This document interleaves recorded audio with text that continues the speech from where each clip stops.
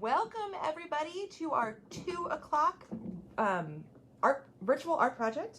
My goodness, Jessica couldn't get that out of her mouth. This class is intended for ages 10 and up. Of course, if you are younger and you want to challenge yourself, I absolutely go for that. And remember, up means all the way up to 110, so anybody can have fun with this. We are going to have fun today. So, of course, welcome to the Ziegler Art Museum. I have missed you guys. I know it's been 2 weeks. I hope everybody fared okay during the storm and that everyone is safe and at least in a nice, cool place. And that everybody has their electricity back. I was very excited as to how fast we got our electricity back. Some of you know, Miss Jessica didn't grow up in Louisiana, okay? So this last storm was the first time I really rode out a really big storm. And I have to tell you guys, Miss Jessica is going to leave next time. But I'm so glad that we're finally back and everything is starting to get back to normal. I know that a lot of you out there are still doing a lot of work and fixing. We still have a tree down and tarps on our roof, so I understand that.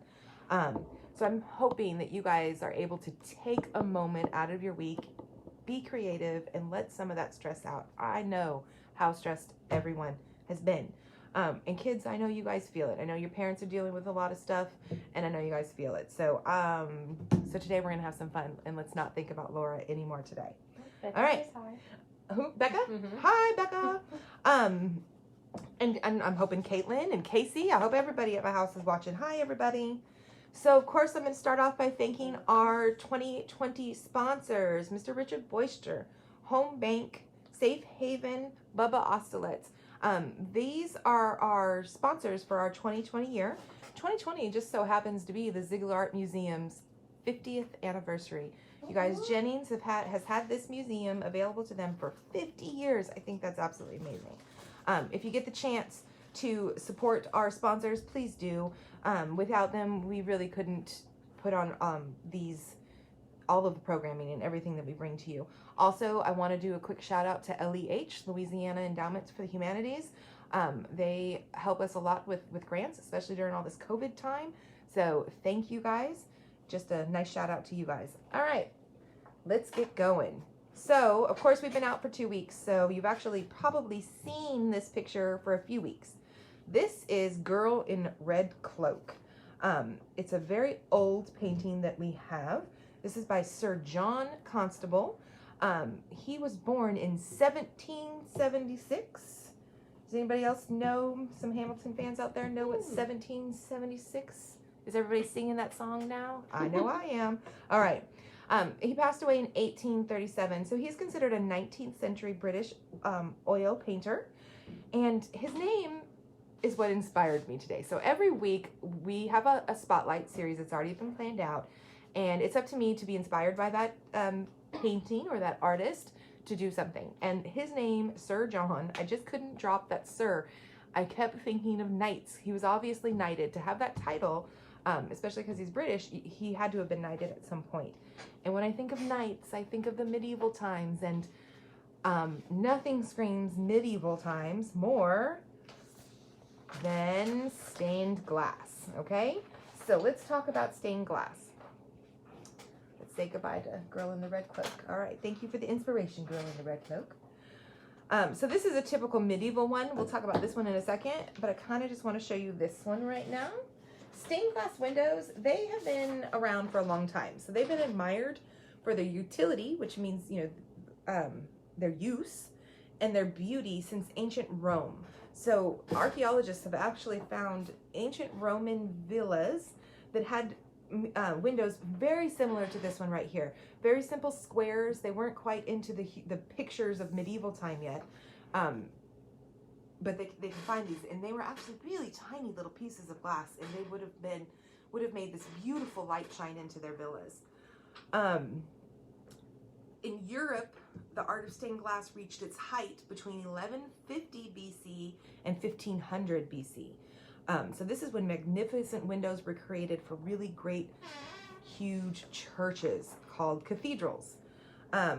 So the basic ingredients for making this glass is sand and wood ash, something that they call pot ash.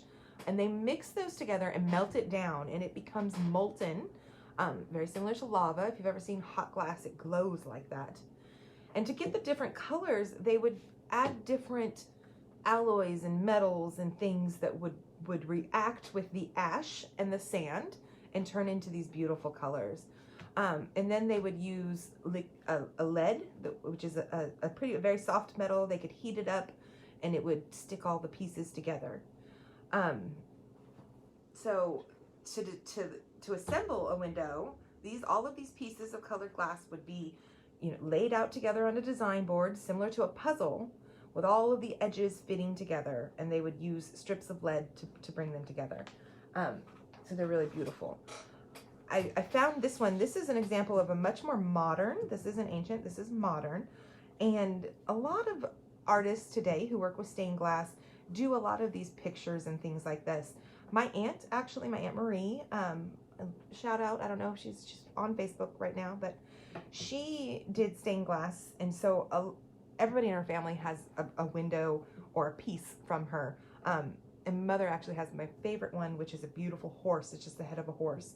So I just wanted to show you guys here the different things. I really like the boat. I'm redoing my bathroom right now, and it's a very oceany theme. So I saw this and was like, oh, I want that for my bathroom.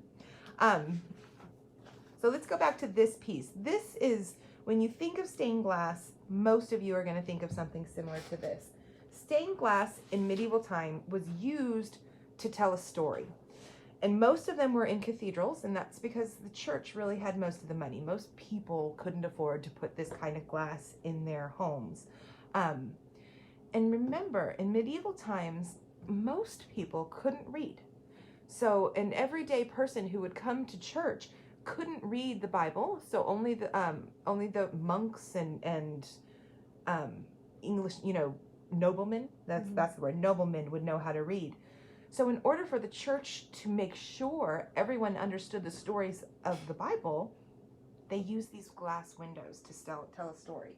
So this one in particular is called The Adoration of the Magi from 7 Scenes of the Life of Christ. And it's circa 1390, so this was completed and installed into this church in Vienna, Austria, in 1390. It is actually part of a larger ensemble, so there would have been several other panels. This is huge. You're talking, 20, 30 feet tall, the size of these huge cathedrals, and there would have been many more windows. There are only, I believe this is the only piece of that ensemble that is left. This is actually located at the Metropolitan in New York City. So, and actually if you go to their website, you can learn a lot more about that. So if you're interested, a lot of the big museums have websites that you can really teach you some stuff. So, all right, you guys ready to get started? We're gonna make our faux stained glass. If you were with me at 1 o'clock, you saw the project that we did. It was a little simpler, a sunrise. We're gonna get a little more technical. I'm gonna start challenging you guys a little bit more, okay? So what we need, of course, is a piece of paper. Now, if you are able to use watercolor paper, that is awesome. I highly recommend it, but it is not, well, I don't even say I highly recommend it. If you can get your hands on it, then yeah, go ahead and use it. I am using just a heavy-duty drawing paper. What I want you to stay away from is copier paper. You don't want anything thin and flimsy like that. If you can kind of see, this is slightly thicker. Even a cardstock would work really well for this project. Just stay away from that copy paper, okay? Simple supplies today. We need a black waterproof marker. I almost called it a marquee. Marker. I use Sharpie brand, but any brand will work. Again, it has to be waterproof though. If you use a washable marker, when we paint over it, your lines are going to disappear into your paint. So it has to be waterproof like a Sharpie. Of course, I'm using my wonderful watercolors. It's Miss Jessica's favorite. Did you guys notice when we were out of power for days, I sat here and I cleaned all of our all of our pans so that they're nice and clean now. I love it. Hey, you got to keep yourself busy when the power's out. Of course, you need your water. Parents, if this is the first time you're watching me and you don't quite understand the dog bowl, I do recommend you watching my 1 o'clock class that was for the 5 to 9 year olds. It explains why this is such a wonderful thing. But most of my kiddos and those that are following around would understand what's happening here. So you got a side to wipe off your dirty brush and a side for clean water for painting. And of course, you need a rag. Now, oh, and a circle tracer. I did put this on your list, so I hope you guys were able to find a circle tracer. I am just using a Pyrex bowl. You just need something that's a perfect circle. It could be a lid, it could be an actual, like a compass type thing that is actually made for making circles. It can be anything. You just want to make sure you have those 3 to 4 inches on the side, so we have enough room to make our beautiful sun and moon, okay? If you notice, I did not put a pencil or an eraser on this list. So I'm going to encourage you to attempt to do this with just your marker. Trust yourself. Remember that we're just here to have fun. We're not making fine art, we're making fun art, okay? But if you insist on using a pencil, it's just gonna take you a little longer. You'll do pencil first, then you want to trace your pencil lines with your marker before you paint, and then you'll have to erase your pencil lines that you don't use. So you can tell why it's not something I encourage often. This is just a quick little project, okay? All right, let's get started. Anybody else, do we have any comments yet? Anybody else watching? Both Caitlin and Becca are tuned in. Hi, Caitlin. All right, so we're gonna start with our tracer right in the center of our page. Do your best. I'm not gonna sit here and measure. If you want to measure, if you really, really want to measure, you could fold your paper in half that way, fold your paper in half that way, and then you know exactly where that middle is. I'm gonna guesstimate because I don't want art to be hard work. It's fun. A little, you see which side of my paper is cleaner. I guess it's this side. I'm such a mess, you guys. I was using oil pastels and crayons last time, so that's why. All right. Most of you know how to trace a circle, but in case you don't, just watch me, okay? Most important thing is you put your left hand, or if you're right-handed, if you're left-handed, put your right hand. So the hand you're not drawing with, you want to make sure that circle tracer doesn't move. So you're going to hold it down pretty hard. You're going to take your writing utensil. We're using a Sharpie today, I hope, or a waterproof marker. You're going to place it so that, see how my marker is actually, you hear that? It's actually touching the glass.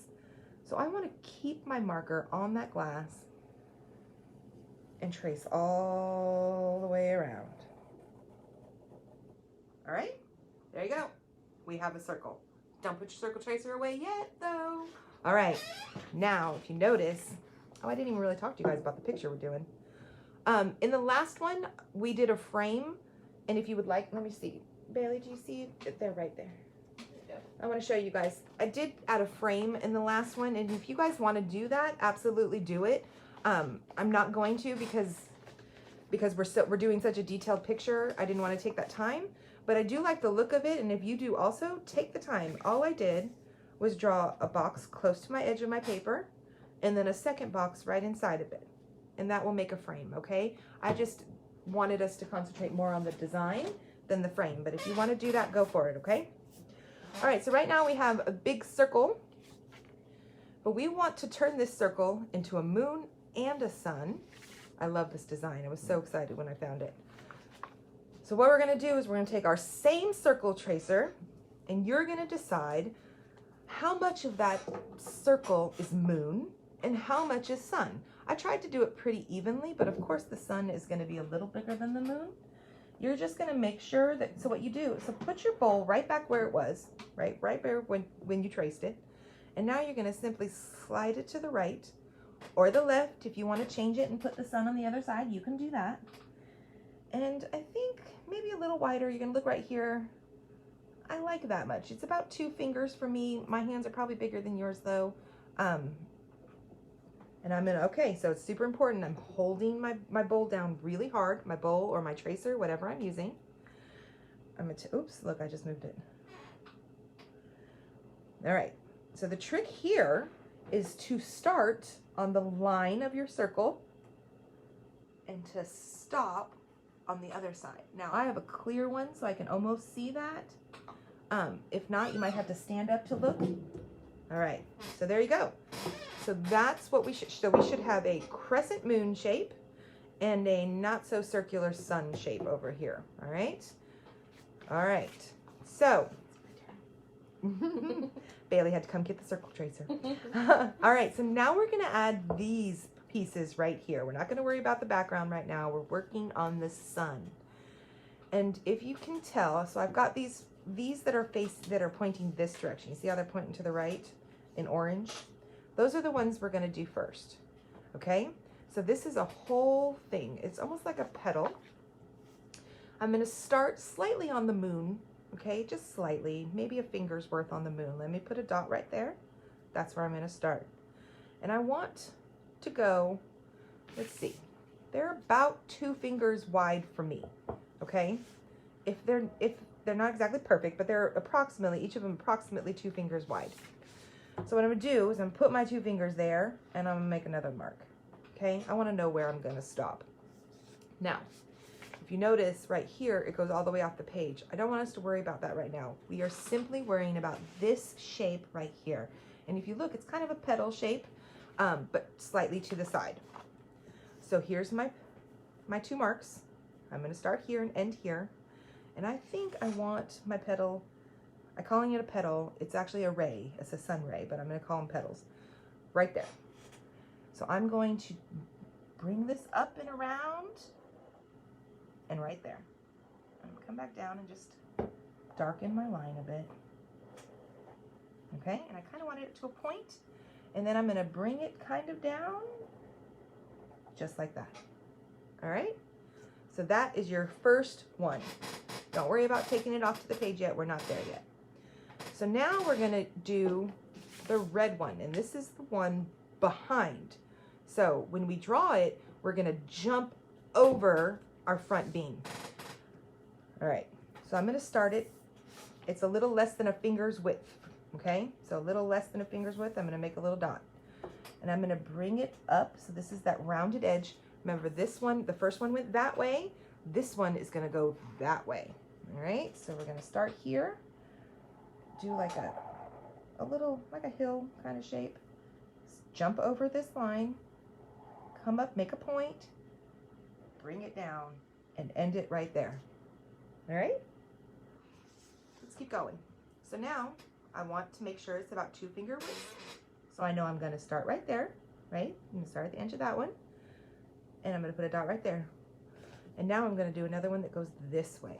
Just another petal. Let's see, we'll have this one kind of point to here. So I'm going to join those with like a wiggly line, sort of. And come back around. And if you notice, I didn't quite hit my line, my little dot. I'm not going to worry about it at all. All right, let's do the back one. That one was, remember, just slightly smaller than a finger width for me. Put my dot. I'm going to bring it up and around like an upside down rainbow. Jump over that first one, make a point, and come down. I know it's not super easy, but once you get it, you're going to do fine. All right, one more petal. Let's do another one.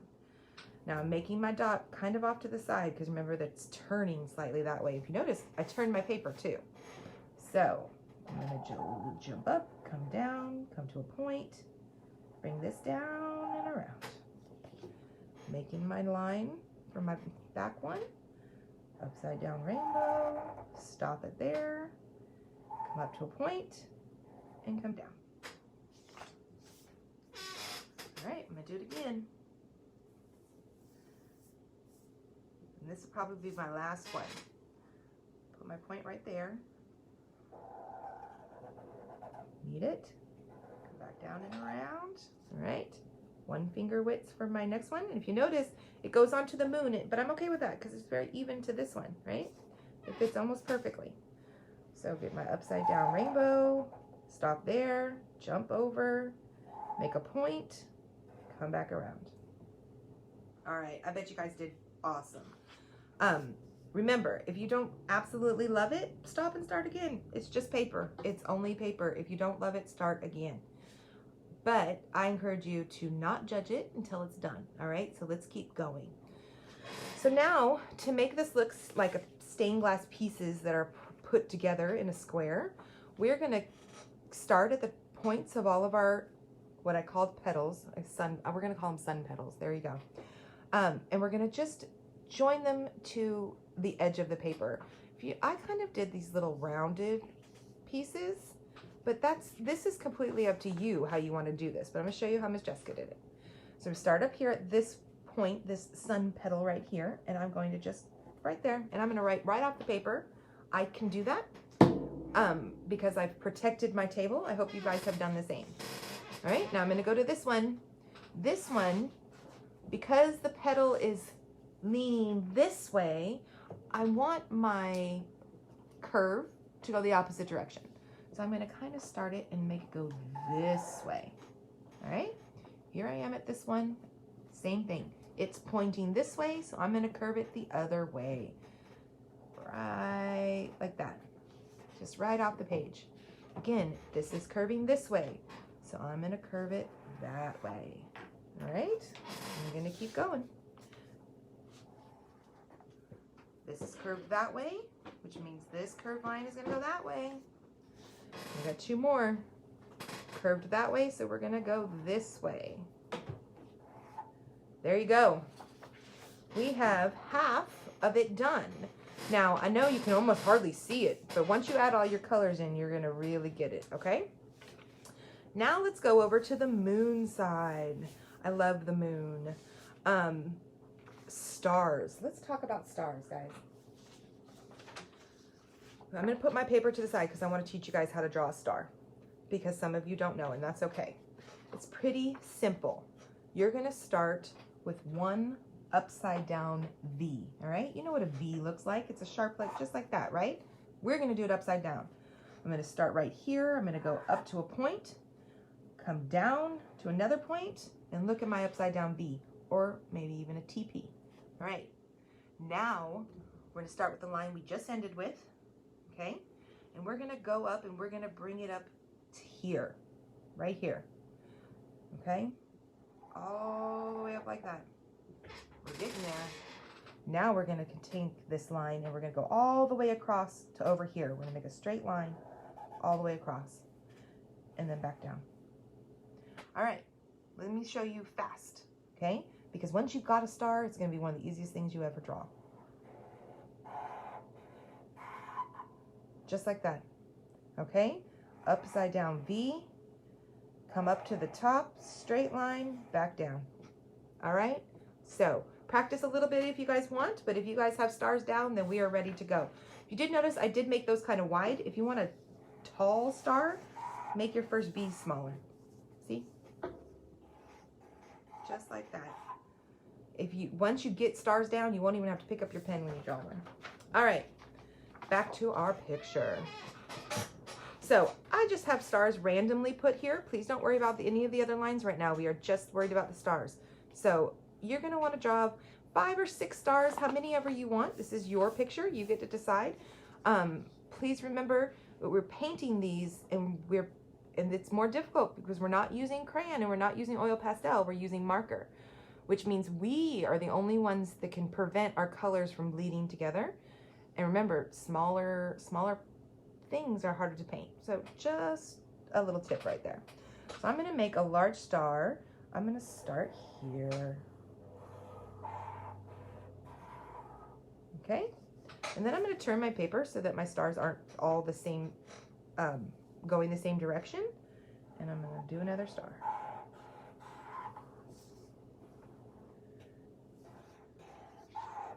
This is very random, very up to you. A lot of control in this project. Everyone's going to look different. I think 5 works for me. I like odd numbers, but if you like even numbers, put in 6. All right, so now what we have is, this side is probably very similar. Each of us have a very similar looking one, but this side probably looks a little different for everybody. That's okay. Now it's time for us to make it look like stained glass. We're going to make it look like there are several pieces of glass put together to make this scene. And to do that, what I decided was each star would have 2 lines coming off, at least 2. But if you notice, they actually, most of them have more than 2. So see this one that's close to my my moon down here? I'm going to start my pen right at the tip of it, my marker, and I'm going to go straight up to the moon with a straight line. You don't want to do curved lines now. We're doing straight lines for this one, okay? It's really going to separate night from day. All right, here I go. You ready? I've got another straight line. I'm going to skip this one because that's just going to make lots of little places for me to paint, and I really just want bigger pieces. So I'm going to skip that one, come down here, and you see how it's pointing this way? Well, because it's pointing that way, that's the direction my line's going to go. Right off the paper, right like that. Here, I have two that are almost pointing, like they're almost even. I'm going to go ahead and put a straight line right there. I like that. It's a lot of freedom where you get to decide what shapes of glass, quote unquote glass, that you're going to make. I'm going to go ahead and continue this one and just go straight off the edge right here. Oh, hi, Curlis. Say hi to Kinsley for me. Oh, you guys are homeschooling this year, so you'll be able to do this. I'm so excited you joined us. I'm going to go ahead and skip these two. Again, I don't want too small of a paper. And I'm going to let my star do the leading. It's pointing me right to the direction I'm going to go. Right off my paper. Don't be afraid. If you have protection on your table, draw right off the edge. Let's see. Let's go ahead and connect this piece to there. I think that'll work. Be a little different for you guys, but that's all right. You're older. I can trust you to do that. I have another star close to my moon, so I'm going to go ahead and connect it to my moon. Again, a straight line right across. Now, if you look, I have a really big piece of glass right here. You want to keep it nice and big, you can do that. But I think what I'm going to do is connect some of my stars. This one and this one. What do you think? I think that's going to work. Just like that. And we're going to just keep going. Let's see, this one's close to the paper. I'm going to take it right off the edge right there. This one I'm going to point straight down to there. Let's go ahead and connect it to the moon. You get a lot of freedom here. Now, most stained glass artists have to spend a lot of time pre-planning and making sure all their pieces fit together. We have a lot of freedom because we're just using marker and watercolor. I think I am happy with that. So when you are happy with the amount of little pieces of faux glass, I want you to look at your lines and make sure they're all pretty even. If you notice, I had a few that were a little thin. I'm okay with making them darker. All right. Oh, I got a little bit messed up right here. That's okay. We'll just keep going with it. There we go. You guys, I think it's time to paint. What do you think? All right. So if you are all done and you're happy with the way it looks right now, you can put your marker to the side. Oops, upside down. Carla said, I sure will. I'm enjoying using your videos for our art time. Oh, wonderful. You know, that's one thing. I know that there are a lot of parents out there doing homeschooling for the first time. I'm glad that we were able to be here for you because this really is perfect for that school-age children, those school-age kids. We do as much as we can to teach you guys as much as we can. All right. So again, I'm using watercolors today. My watercolors are not very translucent. They're actually a little more opaque. Remember, opaque is a fancy word for you can't see through it. Translucent, fancy word for you can kind of see through it. If you're using liquid watercolors, your liquid watercolors are really going to be way more translucent and you'll get more of that stained glassy look. But even if you're using the same hand that I am, some of you have been lucky enough to win these. Don't forget, we still have some art projects to give, art supplies to give away. So we will be doing another drawing. We're doing them on Tuesdays now. So next Tuesday we'll do a drawing to get some watercolor. So let's get going. So our watercolor is going to give us, if we used acrylic, you could use acrylic for it. If you don't have watercolors and you use acrylic for this, that's fine. What I want you to remember though, with acrylic is going to cover up your black lines. So just know that. And it's hard to draw Sharpie on top of acrylic paint. You'll really ruin your Sharpie. I do let my kids do that sometimes, especially if a Sharpie is already almost dead. But if you certainly don't want to take a brand new Sharpie and put it on top of acrylic. But let's get going. We can do it with watercolor. So the sun and the moon, if you notice, they're both yellow, but I really wanted them to be different. So I happen to have 3 yellows in my pan, which which makes me very lucky. I do know that. I do know how lucky I am to have so many colors. I'm going to use this very lightest, but you see it's actually still kind of dirty. It looks like I got a little green in it. So I'm going to take some paint right now and a clean brush and just try to pick up some of that green that was on the edges there. And now I'm just going to wipe my brush on my sponge and dry this off. All right. I talked about this a moment ago, but I want to remind you, especially if you were watching my last class. My last class, we used oil pastels and crayon. And that literally makes like a levee between your colors so that your colors don't mix together. But we are not doing that. We have just waterproof marker, which means our colors are going to bleed together. That means we are going to have to be mindful of where we are painting. I'm going to start with the moon, but because I starting with the moon, that means we cannot paint this or anything that touches the moon until the moon is dry. So think about that as we go, okay? So I'm gonna start. I already woke up my thing, so I've got some clean water on my brush. Swirl it around, pick up some color. You really wanna get some color. You see it on my brush? All right, and start to paint. Now, you're gonna be very careful around your edges. Right, so nice and slow. If you notice, I wipe my brush off before I get clean water because I don't want to put that yellow paint in my water. So then I picked up some clean water, and this is a really light yellow. You don't have to use yellow.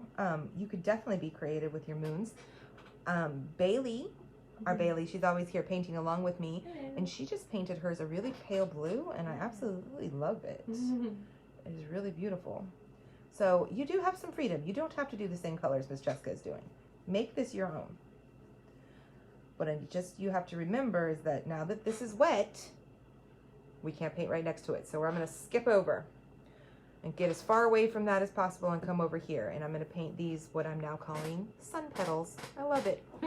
I used a reddish color and an orange color in this one. I think I'm going to go ahead and with the same one. If you want to be creative and get different colors, then absolutely go for it, okay? So you're just going to wake up your paint. Maybe this time I'll put the red in front. Sometimes when you wake your paint up, you get too much pigment in your brush, so I like to brush that back off and pick up some clean water, and then you can pick up your paint that's already awake. No more sleeping paints for us. Okay, this is a nice bright red. It's actually a little more bright than I want right now, so I want to show you guys how to make it lighter. I'm going to make it lighter by getting all that paint off my brush. I'm even going to rinse it on my sponge, and then I'm going to pick up just clean water, and that's going to water down your color. And it's really, oh, I was a little crazy starting right there. I'm very lucky that dried so quickly. If you have watercolor paper, that would not be dry right now because your water would still be sitting on top of your paper. So be careful and be very mindful of that. Nice and slow around the edges. I don't know if you guys can see on the video, but I have a lot of water still on that piece. I don't need that much water sitting right there. I'm going to take a damp brush and pick up that water. You see how I picked that up? That's going to make it so it dries quicker, which is pretty important to me today. And I don't mind the translucent, not so bold colors because, again, this is a faux stained glass. I want it to look like light is coming through. All right, picking up some clean water, going on to the next one. I'm going to do the same thing here. I got a lot of water in this little space. So I'm going to dry it up, pick some up. And when I do the back ones, I'll show you what to do if your color is not dark enough, okay? So there we go. Picking up a little more. There we go. There's the translucent need. I needed more water and less color. Some of you, though, are going to really like the bold colors, and I absolutely understand that. And I'll show you how to do that when we come over here with the stars, okay? All right. Wiped it off a little because I don't want to put that red in my water. Pick up clean water. It's actually like an orangey red, but we're going to call it red. And if you notice, I only painted the ones, I'm okay with that little dot. We'll worry about that when we go paint the sun. But that's just a reminder to be gentle on the edges, nice and slow. Drying my brush off, picking up my extra water. If you leave that extra water, that's absolutely fine. It'll dry in different colors like that, but it'll give some interest to your piece. Okay, all right. So now we're gonna let that work on drying, and we're gonna move over here to our stars. I want my stars to be pretty bright. I want it a little brighter than even my moon. So I'm gonna go ahead and wash this off on the sponge. Pick up some, and I'm gonna actually pick up the same yellow that I'm gonna use for my sun. I'm gonna wake this one up. It should be almost woken up. I used that in the last class. I wiped off that yellow so it doesn't get in my clean water. All right, I have a pretty big brush. A medium brush is actually a pretty big brush, especially for these little sections.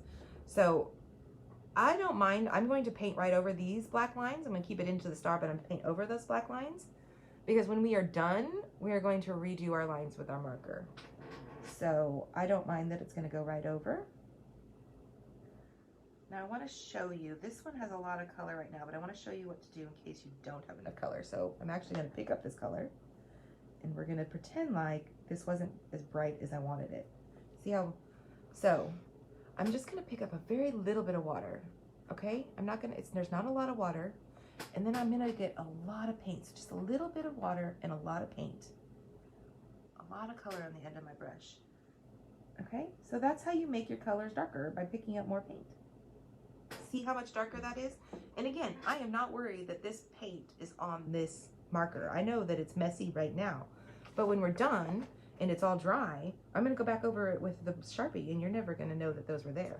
So, nice good trick for you.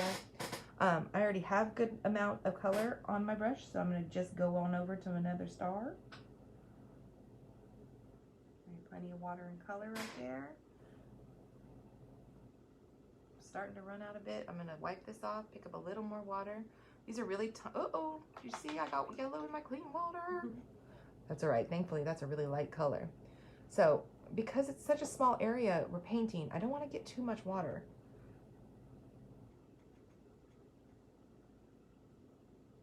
All right. Keep going, I picked up a little more color because there was enough water in that color. And you can really tell how the paint is well, smearing, I guess, onto the paper. If you need more water or not, you should be able to really tell. I have water, but not a lot. That one doesn't seem as bright as the other ones, so I'm gonna come over here with my almost dry brush, pick up more paint, and you see that? Bam! It's a lot brighter now. There you go. All right. Now these are pretty dry because I'm not using watercolor paper. Again, your watercolor paper is much thicker. That water kind of stays on top of the paper much longer. But it's still a little damp, so I don't want to do the background yet. I'm going to do these pieces right here. And I want you to kind of notice. See the two tips, they kind of make one piece right here, right? One almost like a little egg shape. If you could see the whole thing, it probably turns into like an egg out here. And those are the pieces I want to color right now. And I want them, they're going to be a different color than the in-between. They're both going to be blue, they're just going to be slightly different blues to give it some interest. Stained glass artists do that a lot. They put the same color in different shades or tones or values to get a lot of interest in there. So let's wake up some blues. I'm actually going to start with, let's see. I know I don't have a lot of this blue. Bailey, do you have a lot of that blue? No, not really. Not as much. Okay. But I think I have enough paint in there. I'm going to try and wake it up. Let's see what we can do with this blue. I think I'm about to use the very last of it. All right, pick up some clean water, really brush it on that color.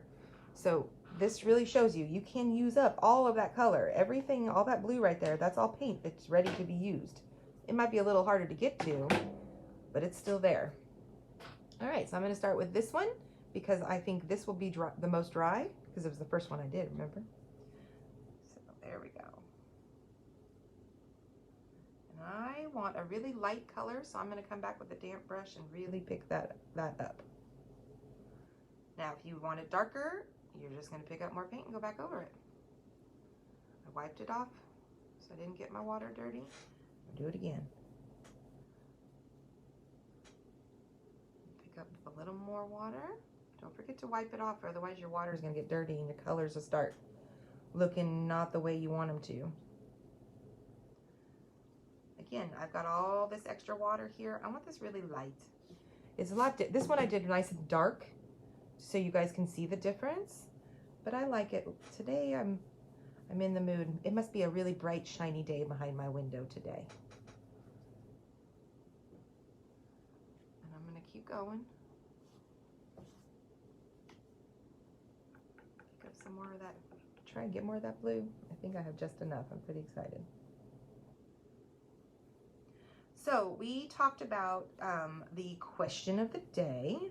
We're trying to remember to do a question of the day. I think we forgot the last video, but we are trying to remember. And our question today was, do you have a memory of a stained glass window that maybe your favorite one you ever saw, or one that you remember as a child, or one that you see every Sunday if you go to church, that maybe some of the churches have them? Oh wait, we'll pause real quick. I don't know if you noticed, I was having a hard time spreading that color around, so I just picked up some more water to help me move it around.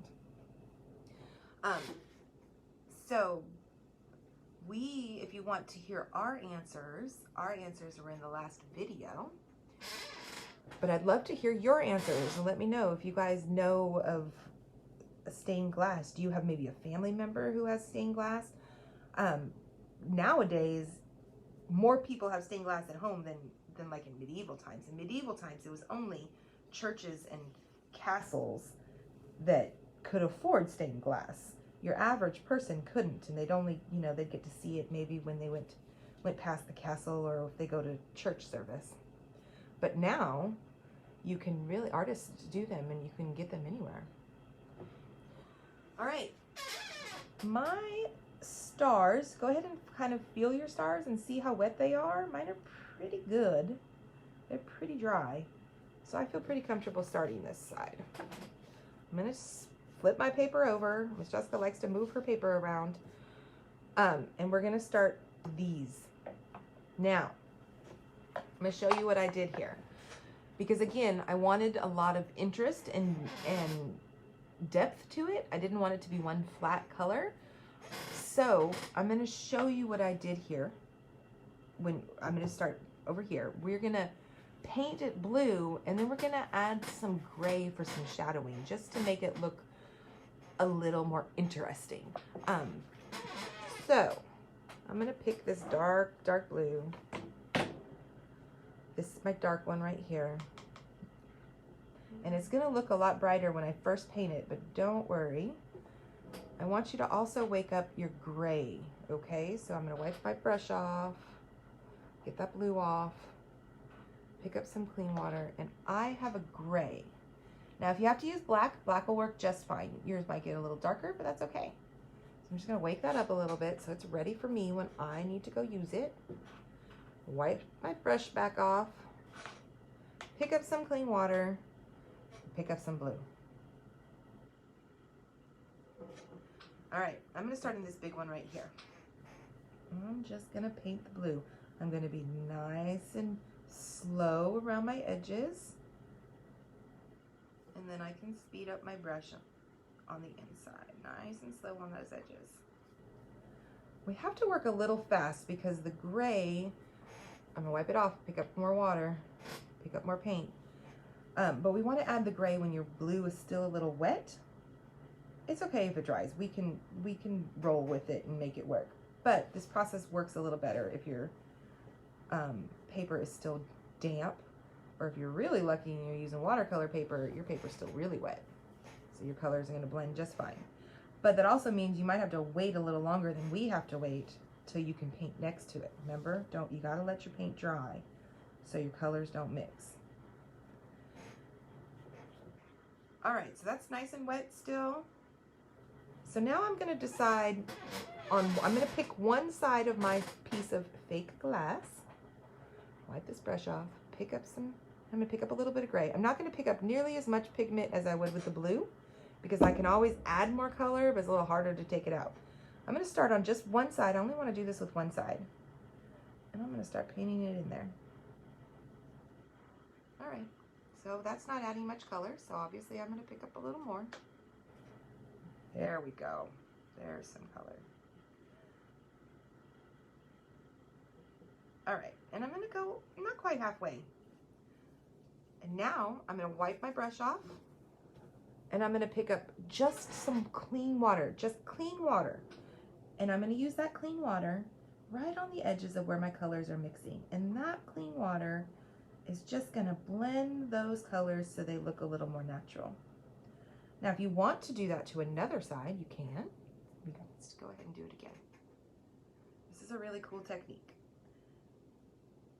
Go ahead and put it in that corner, bring it out as far as you want it. Okay?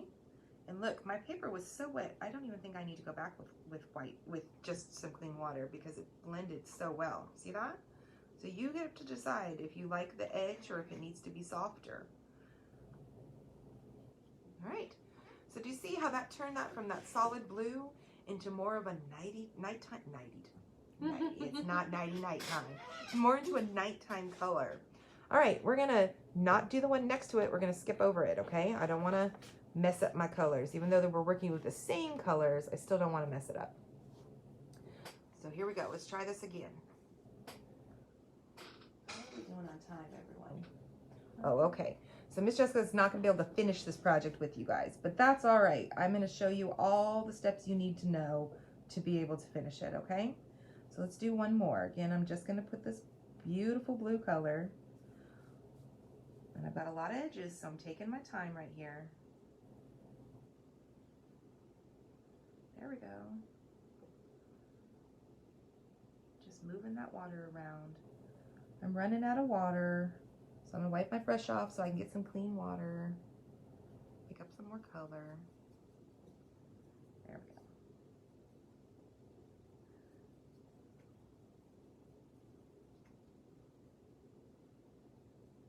we go. Oop! I went over into the other edge. That's all right. Really, it's all right because especially because that's gonna be the same color. I just picked up some more paint because my paint has a lot of water in it and I knew I didn't need more water. So again, that's going to be up to you guys to kind of decide, do I need more water on my brush? Do I need more paint? Nice and slow around those edges. And you notice I paint right off the paper because I've got protection on the table. All right. Now let's pick some spots to do dark. I don't want to do the spot next to the moon because to me the moon is shining bright. So I'm actually going to do up here with the gray and go kind of, I'm going to show you this one. All right, I'm going to pick up some gray and start in this corner right here. I'm actually going to pick up a little more paint. I had enough water, I knew I did. So take this out like this and maybe even go out here. There we go. And now to me that's too harsh of a line. I call it harsh or soft. So what I'm going to do, wash my brush off really good, and then I'm going to pick up just clean water and hit that edge with that clean water and watch what happens. I love it. I love the way watercolor moves on the paper. How are we doing with comments, Bailey? Anybody saying hi to us? We still have Caitlin and Becca with us? I think so. Everyone might be busy They following might be busy along. following along, that's right. All right. But Very if you have nice. any questions even later when we're not doing this live, you can always leave a message or we'll be checking all Yep. the time. You guys notice Miss Jessica's in a squeaky chair. All right. So I've shown you some of that. I want to go ahead and show you the sun in here right now. I don't know if you can kind of tell, but you can tell that it's not a solid color. Remember, solid colors in just one solid color is kind of a little boring, right? We're going to add a little interest and dimension here. So let's do the sun real quick before we go away. So I'm going to use that brighter yellow, the same yellow I used for my stars, which says already woke up So I can just put a wet brush in there and pick up color. And I'm gonna go ahead and just paint it one solid color now. So this would be what we call a base coat or undercoat. But not really, not with watercolor. We were using different things. Watercolor has its own rules. I think that's why Miss Jessica loves it so much. It's kind of a rule breaker. The rebels over here. All right. Filling it in. All right, so now my sun is nice and yellow. But again, I want to give it some interest and some dimension, some depth. So I'm going to come over here and I'm going to wake up an orange, just a basic orange, and do this one right here. Like I washed my brush off really well. I'm going to wake this orange up a little bit. Wake up, wake up. All right, so now I got some color on my brush. And I'm just going to come down here and do very similar to what we did with the gray. But I'm going to use this orange. And bring that up. Okay, and now I'm going to wash my brush off, get all that color off, pick up some water, and we're going to blend those colors together. See that? I love it. You see how much interest and dimension, and it makes it look just more interesting, and it really makes it look like it's a burning sun, huh? Love it. A couple more things I want to show you. I want to paint one of these. This is still part, you know, these sun petals that I'm calling them. I need to patent that. I love it. Anybody else know if there's a sun petal anywhere? I'm actually going to use the same orange that I was just using. I like that basic orange color. Oh, look how light that is. You know what I'm going to do? I'm going to dry my brush off, pick up a little more paint, make that darker. There you go. So that's how you make it darker. But now I have all these little puddles. Like you see me moving around these puddles? I call them little puddles of paint because that's what they are. I'm going to dry my brush off and I'm going to pick up those puddles. I don't want them bleeding around. I don't want it to dry in a different shade or color. Okay, so again, so you're just going to do the, if you want to get really creative and put some depth into your flower, your sun petals, please do. Oh, I can't wait to see that. Actually, let's just go ahead and do that. Let's add a little red right here. Actually, let's go with pink because we have red, kind of a reddish in the front. Let's see what happens when we do the pink in here. Ooh, ooh, ooh. And I'm gonna wash this off. Get some clear. This is, oh, I like it. Oh, I like it. Ooh. All right, a little too much water. I'm gonna pick some up. There you go. So you don't have to have a, just a solid color, even on your sun petals. You can do this same technique on any of this. It'd be very cool. Make it just a little more orangey and down here where the pink isn't. And I do that just by picking up more paint. All right. All right, I'm gonna do one section right here, and then we're gonna have to finish up. Sometimes projects, especially when we get detailed projects like this, Ms. Jessica can't finish them with you. But I think I'll definitely have shown you enough that you can finish this on your own. Let's do blue again, okay? I'm gonna try this medium blue right here, a little darker than the light color, but not quite as dark as the blue I used for my nighttime sky. And I'm doing this one down here because I just painted that and it's wet, so I can't do either of those. So here we go. Now, those pale blues, I did do those in one solid color. And I don't mind that. But I think we're going to get a little creative on this one. And play around with blending colors because I really want you guys to get used to that. The blending those colors together. Because watercolor can be so fun when you can learn to fade your colors into each other. You can get some really good looking projects.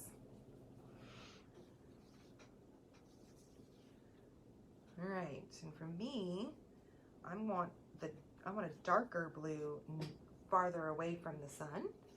So I'm gonna go up to this blue I used for the nighttime.